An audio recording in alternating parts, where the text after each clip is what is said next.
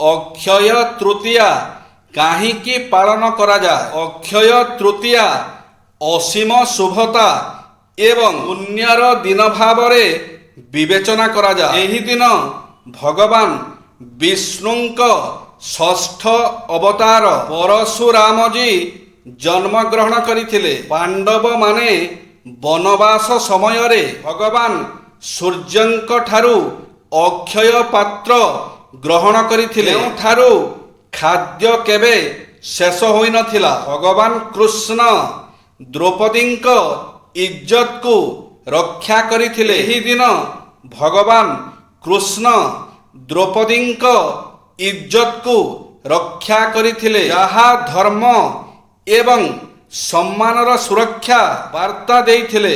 ଏହି ଦିନ ସତ୍ୟଯୁଗ ସମାପ୍ତ ହେଲା ଏବଂ ତ୍ରେତୟା ଯୁଗ ଆରମ୍ଭ ହେଲା। ଏହି ଦିନ କୁବେରଙ୍କୁ ଧନର ଶାସକ କରାଯାଇଥିଲା, ତେଣୁ ଏହି ଦିନ ଧନ ସମ୍ପତ୍ତିର ବିଶେଷ ମହତ୍ଵ ରହିଛି। ଏହି ଦିନ ମାତା ଗଙ୍ଗା ମଧ୍ୟ ପୃଥିବୀକୁ ଆସିଥିଲେ, ତେଣୁ ଜଣେ ସ୍ନାନ ଦାନ ଏବଂ ପୁଣ୍ୟର ଅନନ୍ତ ଫଳ ପାଇଥାଏ।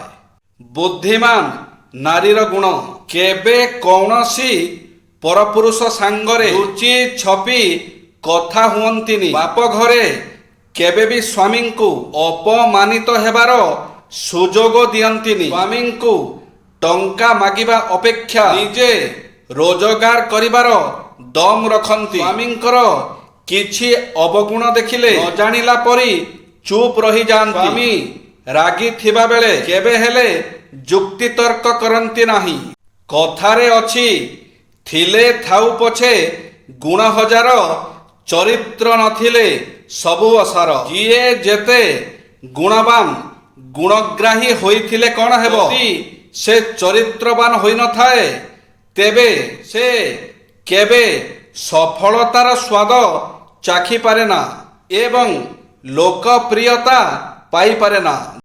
ଯୁଗେ ଯୁଗେ ଜ୍ଞାନୀ ଗୁଣୀ ସାଧୁ ମହାତ୍ମା ବିଶିଷ୍ଟ ଶିକ୍ଷାବିତ୍ ମହାପୁରୁଷମାନେ ସେମାନଙ୍କ ନୀତି ଆଦର୍ଶ କର୍ମ ନିଷ୍ଠା ମାଧ୍ୟମରେ ସମାଜକୁ ଦିଗ୍ଦର୍ଶନ ଦେଇ ଆସିଛନ୍ତି। ଭାରତୀୟ ମହନୀୟ ସଂସ୍କୃତି ଏବଂ ପରମ୍ପରା ସମଗ୍ର ବିଶ୍ୱକୁ ଆଲୋକିତ କରିଛି। ବିଶ୍ୱବିଖ୍ୟାତ ମହାଜ୍ଞାନୀ ମହାନ ଦାର୍ଶନିକ ଶିକ୍ଷାବିତ୍ ତଥା ଭାରତର ପ୍ରାକ୍ତନ ରାଷ୍ଟ୍ରପତି ସର୍ବପଲ୍ଲୀ ଡକ୍ଟର ରାଧାକ୍ରିଷ୍ଣନ, ସ୍ୱାମୀ ବିବେକାନନ୍ଦ, ଶ୍ରୀ ଅରବିନ୍ଦ, ସ୍ୱାମୀ ଶିବାନନ୍ଦ, ଜାତିର ପିତା ମହାତ୍ମା ଗାନ୍ଧୀ, ଦାର୍ଶନିକ ଲିଓ ଟଲଷ୍ଟୟ ଆଦି ଚରିତ୍ର ଗଠନ ପାଇଁ ପିଲାଙ୍କର ନୈତିକ ଶିକ୍ଷା ଉପରେ ଗୁରୁତ୍ୱ ଦେଇଛନ୍ତି।